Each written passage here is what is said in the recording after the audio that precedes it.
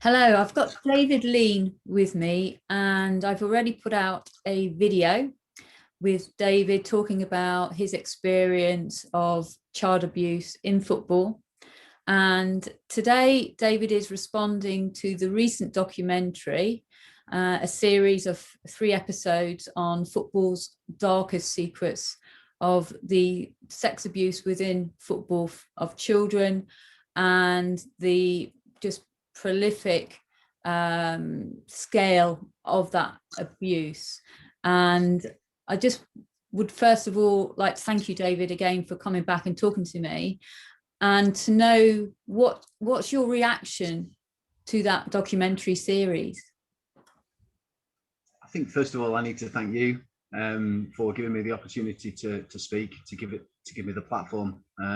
It's great putting tweets out on social media, etc., but to actually get a voice is really important, and I'm very grateful for that. So thank you, Anne. I just really wanted to say how really powerful the show was. I think it was incredibly powerful. I think it was the lads that came forward and spoke and delivered it so it was so emotional, it was so powerful, and it gave a real insight into what people have gone through and that are still going through. I think it portrayed what needed to be portrayed in relation to what that the FA were aware, and that the clubs were certainly aware, and it was a very hard-hitting, documentary. I think it highlighted the missed opportunity that was 1997. When Ian very bravely broke his anonymity to speak publicly, and without a doubt, things should have been done at that stage, but they weren't. And football's darkest secret went dark and disappeared, and that was wrong. It should never have happened. And maybe if it hadn't have happened then, maybe things would have been highlighted an awful lot sooner, and that's a real travesty. Really, it's a real shame that wasn't the case, but it wasn't. And it's given an opportunity for this horrendous subject to be raised very publicly, which I think was really needed. What struck me, I mean, lots of things struck me, and I've got to say I shed some tears watching that. Probably one of the things that really struck me was, they put little responses from many of the clubs that had been linked with this, and I found some of the responses were showing that empathy. I think from my perspective, I felt Southampton showed that, and I felt Man City showed that. But some of the other clubs, there was a complete lack of empathy in my mind, and a very corporate line towed. And to me, if you're going to break down the barriers and start to actually protect the children, then you've got to acknowledge what's happened and say, and hold your hands up. And as a club, or any organization now, has to take note of this and look at their structure and do absolutely everything possible to make sure this doesn't happen, whatever that organization is. And I'm talking from a school to a sports club to an evening social club of whatever nature. They've got to look at that, haven't they? Absolutely. I mean, I started work in 1983. A lot of the stuff that we're talking about was in the early 80s, late 70s, right through to the 90s. That's the sort of area that is being covered, really. And I started work in 1983, running holiday clubs, junior football sessions, many different activities, all range of junior activities, table tennis, badminton, and I can assure you, if there'd have been whispers and rumours going around our sports club that a coach was sexually abusing children, touching children, kiddie fiddling, whatever you want to call it, whatever it's been referred to, it would have been looked at. And there's just no, nobody's going to tell me any different. It's no good saying, well, it wouldn't really, no, it would. It would have definitely 100% been looked at in my organisation. In 1983, I would have been investigated and dismissed if it had been me. That's absolute cast iron, 100% certain. So for clubs to turn around and not follow up is scandalous. It's wrong. It should never have happened. It should never be allowed to happen again. And anything like this has to be treated absolutely at the highest priority. And it wasn't. And I'm not interested in what they didn't follow this class. It was just rumours and there was nothing concrete. It's just not good enough. It's just not good enough and not acceptable. Absolutely. Now you're here today because looking at the documentary, there's a gap, isn't there? But something happened between 2013 and 2015, which seemed to get missed. Yeah, I'm trying to, come across today as a very calm individual. I'm trying to come across as a very professional individual. That's the way that I am, and that's the way that I want to be portrayed. I don't want to be portrayed as some sort of, obsessive lunatic who's banging on about things. But the documentary is not the truth. It is not covering the whole truth. It's not covering what really happened, how this really was highlighted. It's not covering the police missed opportunities. And I can't accept that. We should be telling the British public the truth about how this happened, what happened.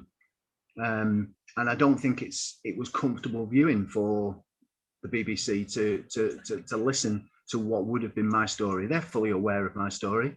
They are fully aware of what happened, and they chose to ignore that in this hard-hitting documentary because it wouldn't have sat right, in my opinion, in relation to the missed opportunities that the justice system and the police decided to ignore. People, there's been somebody, referred to putting their life on the line. I put my life on the line in 2013. I went to a police station alone, and went through, and still am going through, really. I went to hell and back. It was the most difficult 2.25 years of my life, and to get that guy highlighted. Barry Bennell was a convicted paedophile in this country, a prolific serial paedophile. 23 people came forward in 1997. And, it's just wrong. And that's why, I'm grateful for the platform today to speak out. I mean, when I walked in that police station, I felt, this is February the 4th, 2013, and I thought that I was listened to. I really genuinely believed when I walked away from that police station that I'd been listened to and that it would be taken seriously. I've never been in a police station in my life. I was terrified. And my mum had only just passed. It was a really difficult period. The fact that Bennell only got, 9 years and served 6 for that earlier case is a travesty in itself. He was allowed to plead guilty to only half the offences. The prosecution made a plea deal with him. That's not highlighted either, that, 23 children, 6 years, is incredible, to serve only 6 years. So I walked in that police station, and I genuinely felt listened to. I went back 2 days later to Macclesfield to do my video taped evidence. And again, I felt valued. I felt that they were listening to me. Move forward sort of 5 months or so, 5 or 6 months, and June 2013, I was informed by the CPS that the case wouldn't go any further. it was not seen as in the public interest to prosecute Barry Burnell. And I think what's really important, what I really want to get across is in that letter, all it said was that they didn't feel it was in the public interest. He'd already served his time, and it would be, you know, if I'd have come forward at an earlier stage in 1997, my the offences towards me might not have added any weight to that sentence, and as such, they didn't feel it was in the prosecution's public interest to prosecute him again. And I was told that there was no point of appeal. And for 3 weeks, I had absolutely nowhere to go. There was nothing I could do. And I was devastated. And 3 weeks doesn't seem like a long time. It was horrendous. It was such a long time. And then eventually, out of the blue, I suppose through pressing it, really, I was informed that there was a new national panel that had been formed, and that I could have a meeting with the CPS. So I was always going to have that meeting, and I wanted to confront the lawyer that had made the decision. On the day, they decided not to put that lawyer in the room. There's a shock. And I was given her line manager and I think his line manager. I demanded minutes be taken for that meeting. I wanted to record the meeting. They would not let me record the meeting. They would not let me, they would not do full minutes from the meeting. They would only do brief notes, really, which I actively put out on Twitter on a regular basis. And some of the stuff that I was told, you know, in that meeting and from that meeting is just incredible. I mean, you know, they basically told me that they've got absolutely no worries that there would have been a conviction in that case. They've got no worries that they admit that I was credible. They admit that the evidence test was met, but they weren't sure that basically money. It costs around £10,000 a day to take somebody to Crown Court. And that in itself is a national scandal. £10,000 a day is the fee, you know. But anyway, so a 3-day court, 3-day could have cost £30,000. It wasn't worth £30,000 to a British taxpayer, worked all his life to get justice for being sexually abused by a serial paedophile. Well, it was in the public interest. And they told me that there comes a point in time, regardless of the number of offences, where a line must be drawn under sentence. And they also told me, I told them, should I say, that there would be hundreds. I told them that if you stayed at his house, you would have been sexually abused. He was infatuated with me. There was nothing special about me. I was just a boy obsessed with football. You could maybe play a bit as well. And, you know, this is a serial paedophile we're talking about, a very serious paedophile. The CPS staff couldn't look at me. They just couldn't look at me. They didn't want to, they were just ticking a box. And I told them at that meeting there would be hundreds of boys. I told them to open a full investigation. And they did absolutely nothing. So I went to the national panel. The national panel, it was quite a slow process. Some people may say it's quick, but when you live in this day to day, it's very slow. The first meeting wasn't going to be until September. The meeting came and went, and I was told that, you know, they couldn't make a decision. They wanted to look at things further and more detail. And then it was, before I knew it, we're talking about March 2014, when I was eventually told by the CPS that he would be charged for offences towards myself. So I then had to wait 13 months to April 2015. All the way through that, I told the CPS and police, I'd been to meet my barrister, that I literally I could not see this man. I could not see him.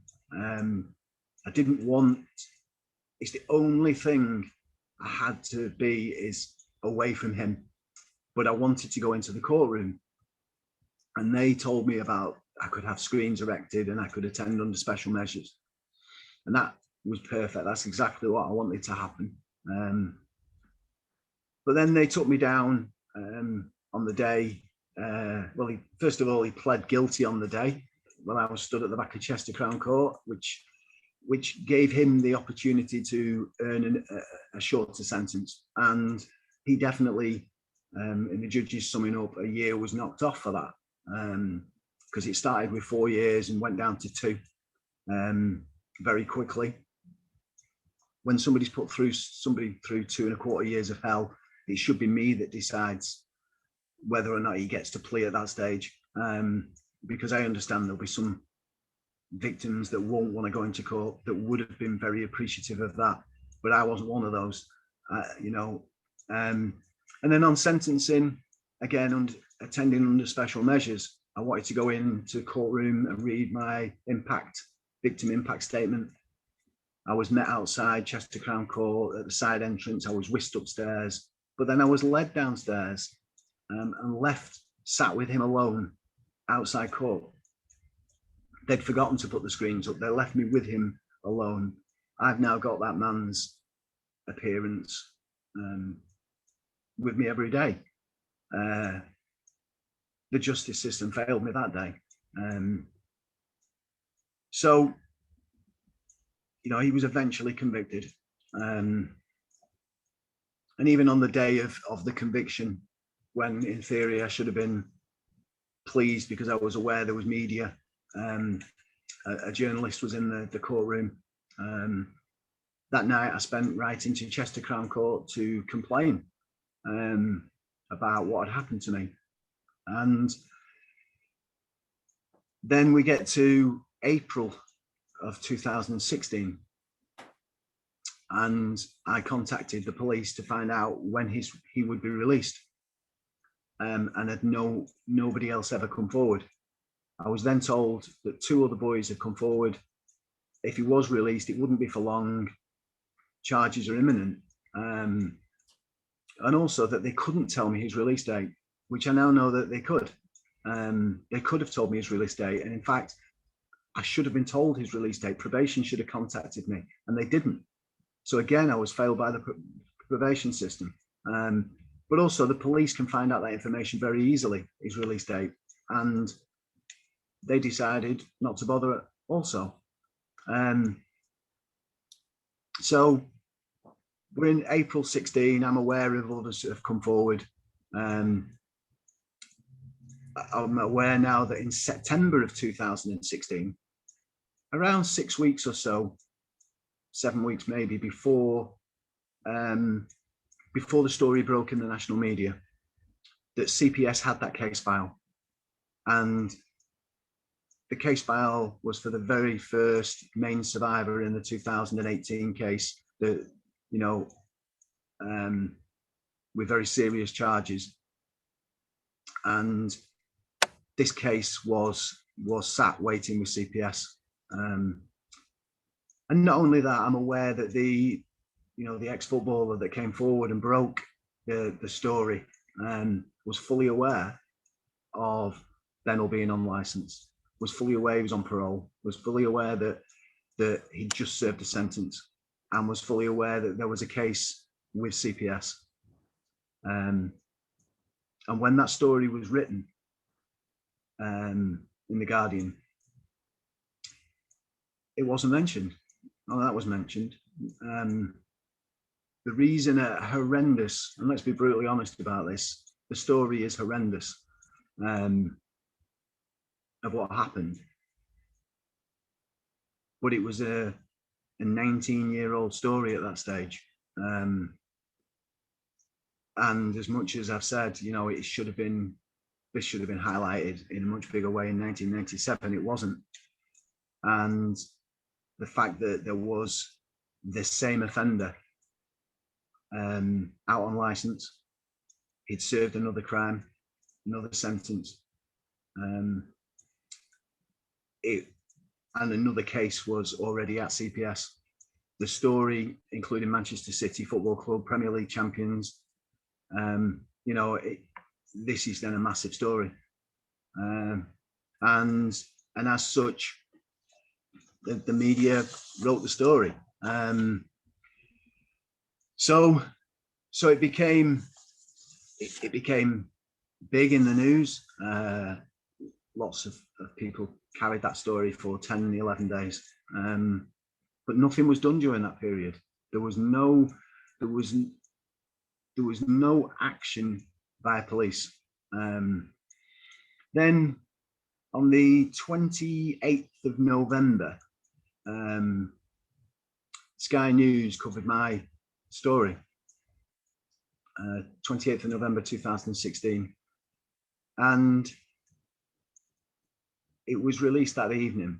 And the following morning, Bennell was charged with these offences and put back into prison. And the reason that was able to happen is he was on licence for myself, for his offences to myself. He was put back into prison, and they charged him. And when they charged him, there was a complete media block put in place to, which always happens once an individual's charged, to, in theory, give that person what they class as a fair trial, to make sure that they don't mess up the justice system.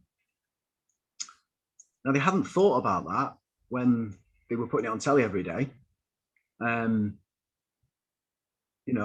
There was a case file waiting at the CPS. Everybody knew there was a case file waiting at the CPS, but they just put it in the media every day, and I'm really grateful that they did.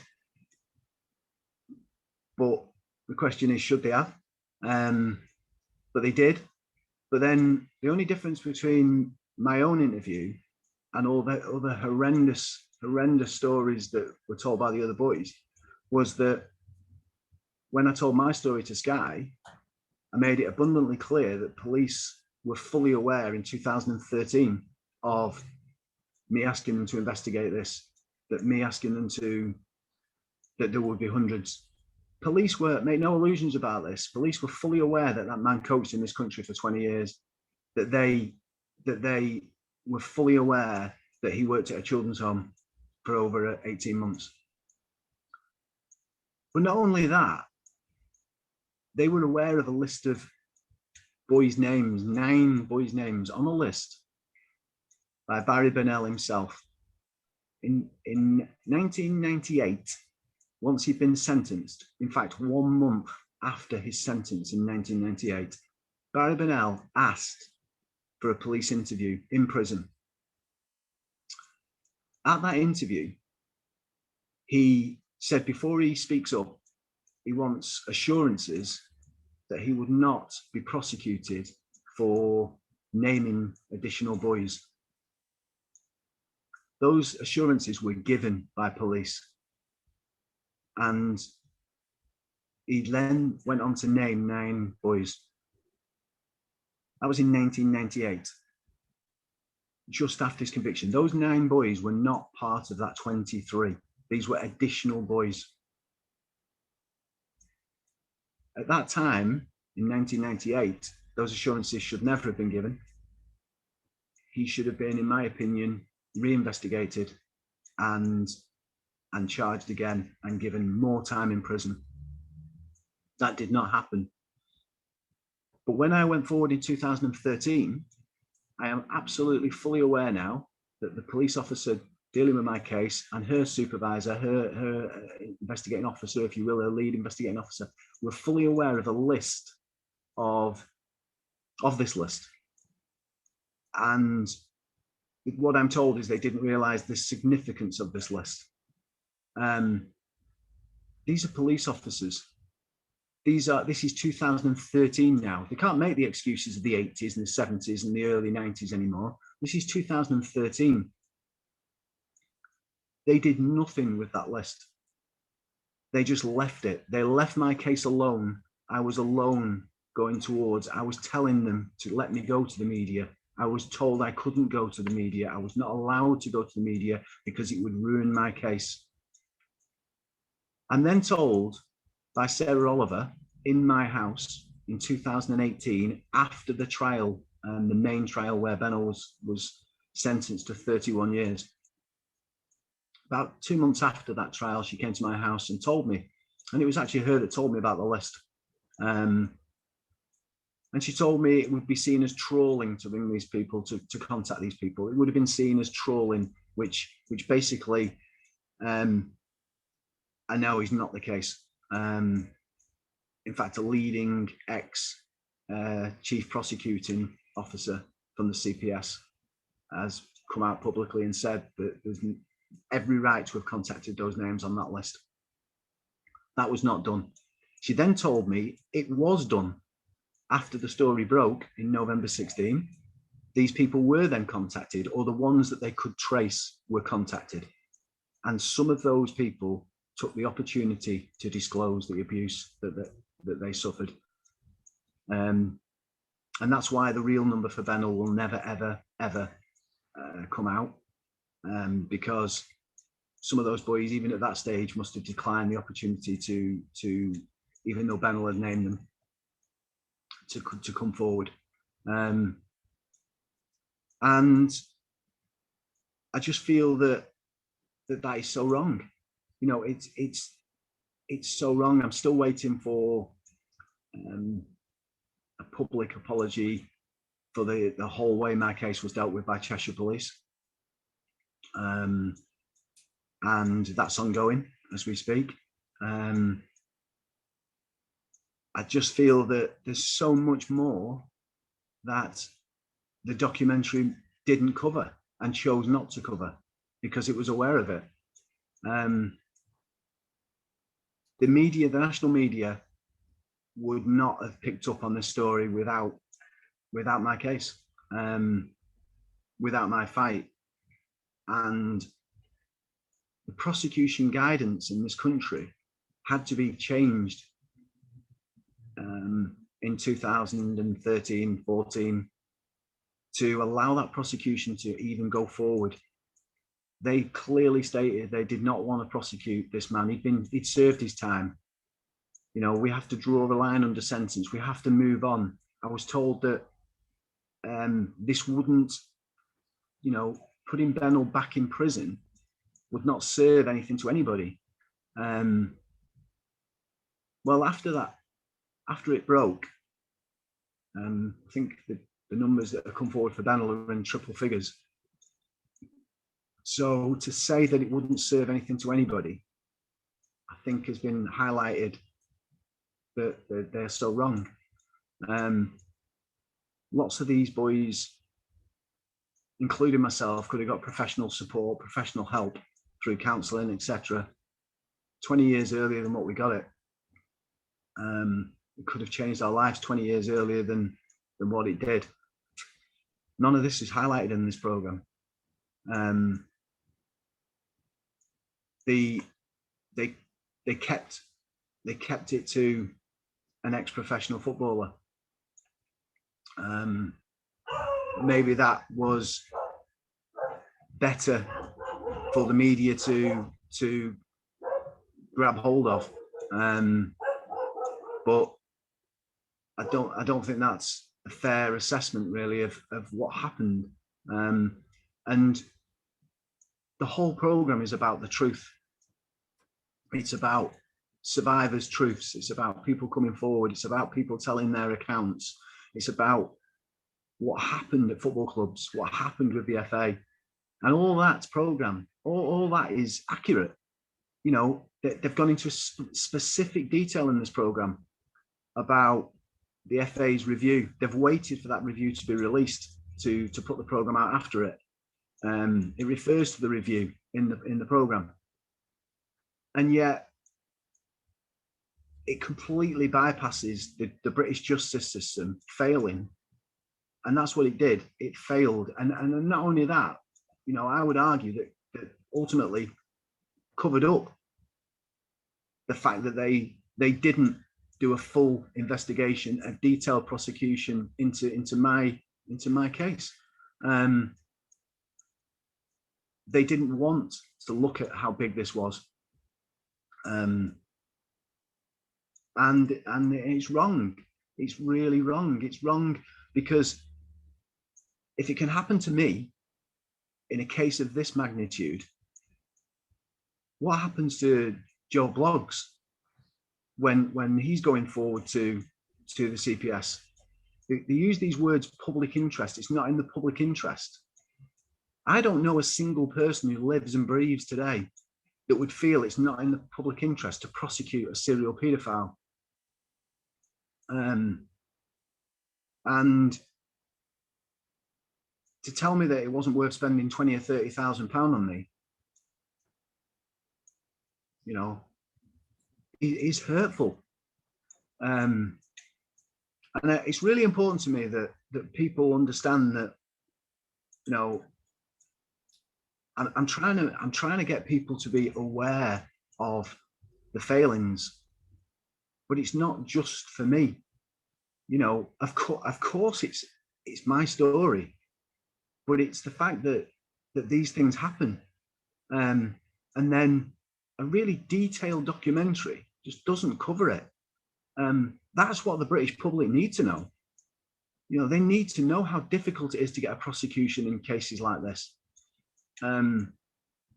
Hopefully my case allowed further prosecutions to come forward for people who have already been convicted of these offences to be then reconvicted when more survivors come forward, because it will be seen as more favourably to be in the public interest. Chester Crown Court have contacted me since, or I've contacted them and they've replied to tell me that since my case, it's never happened again. Nobody has ever been led to their offender when attending under special measures. They put things in place to stop that happening in all the courts in the north of England. That's fantastic. That's absolutely fantastic that people attending under special measures. That's never happened before. That's not highlighted in the documentary because it's not good viewing. It's not good listening or something. I just, there's so much in there. The law got changed, and that's a great thing to have happened. It's not just about football. It's bigger than football. And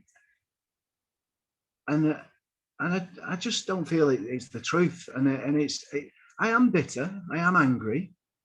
I'm cheesed off. But you know, I want people to know that, and I'm really grateful for the opportunity to sort of speak today. And just that's it, really. Thank you very much.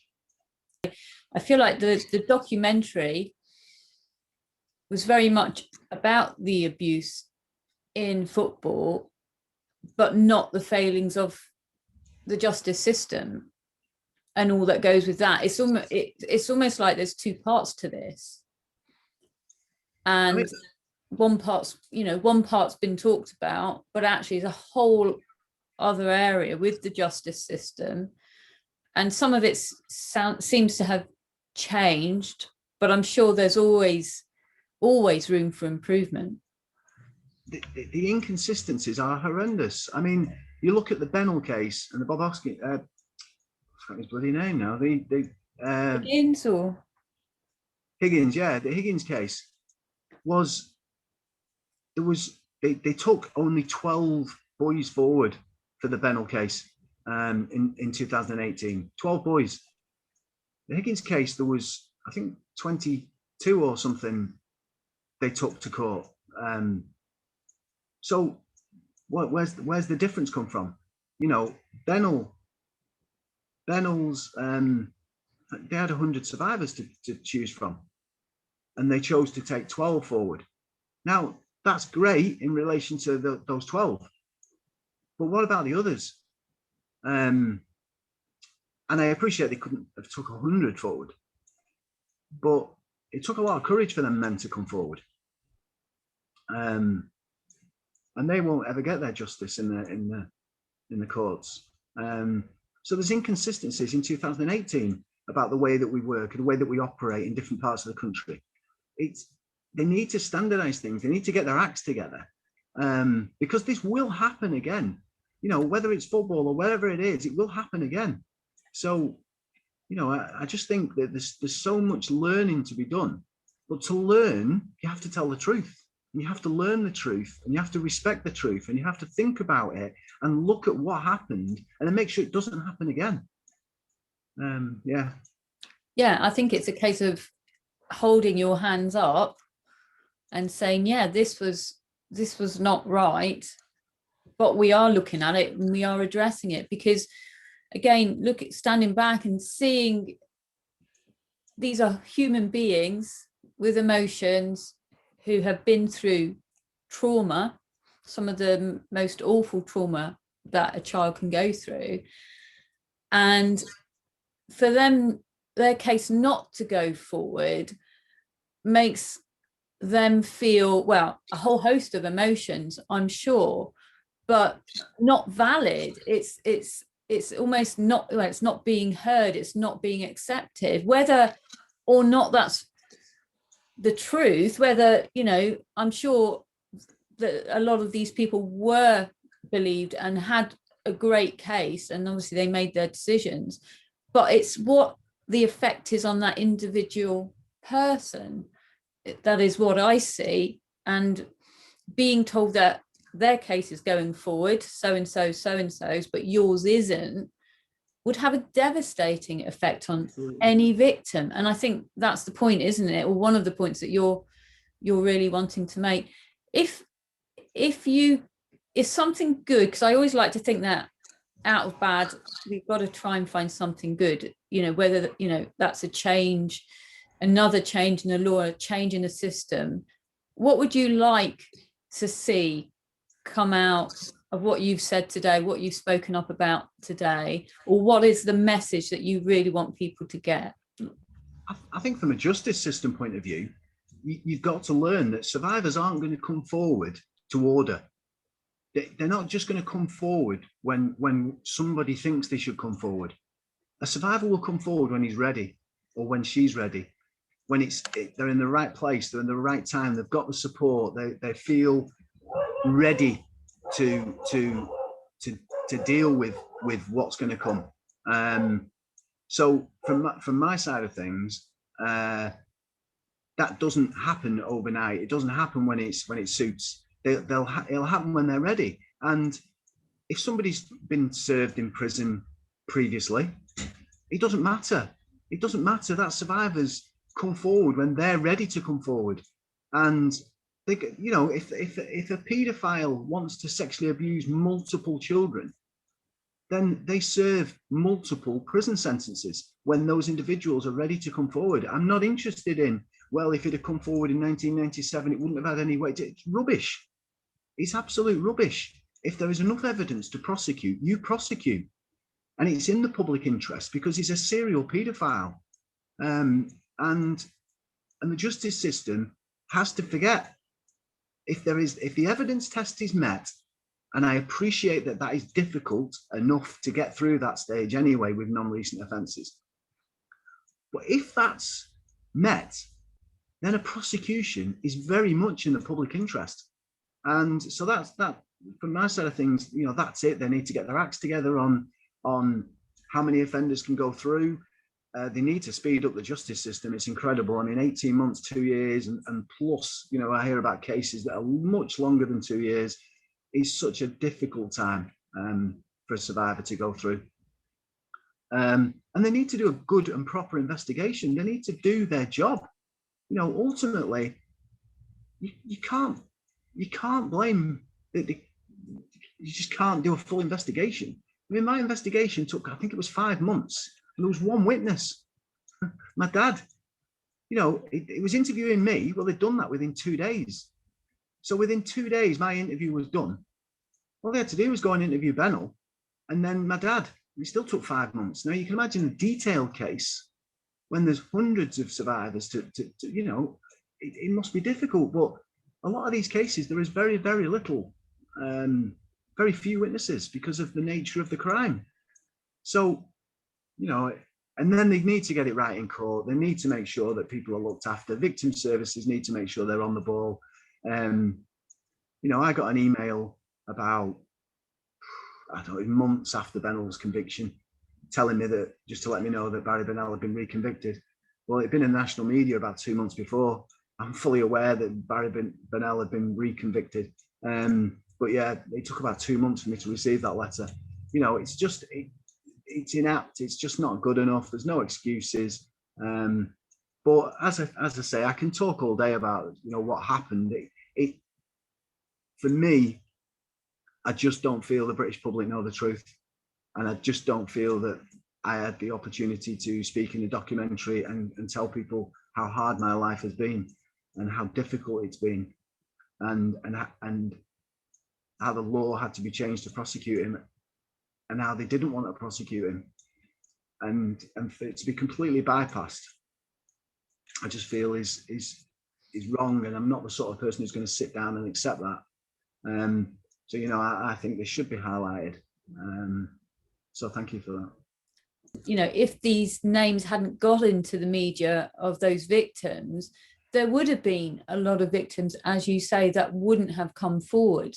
And therefore, the extent and prolific nature of this wouldn't have been known. And therefore, there would have probably been a huge continuance of it and a lack of action from all corners, from the justice system, from the police, from the organisations involved. So we need that media really to get the information out there. But from your perspective, to get all the information out there, to put it out correctly with the right information. I think some media stations have done that. I mean, you know, I have had the national media in certain outlets, shall we say, have reported on my story. Obviously, Sky News did, you know, the Times newspaper did. So it has been put out there, but the documentary didn't cover it. And that's a BBC documentary, and it just didn't cover it. And that's ultimately that is the one now that will be known, that will be history, that will be the one stamped. That will be the one, you know, this is the true, accurate account of what happened. This is how the story broke. You know, an ex-footballer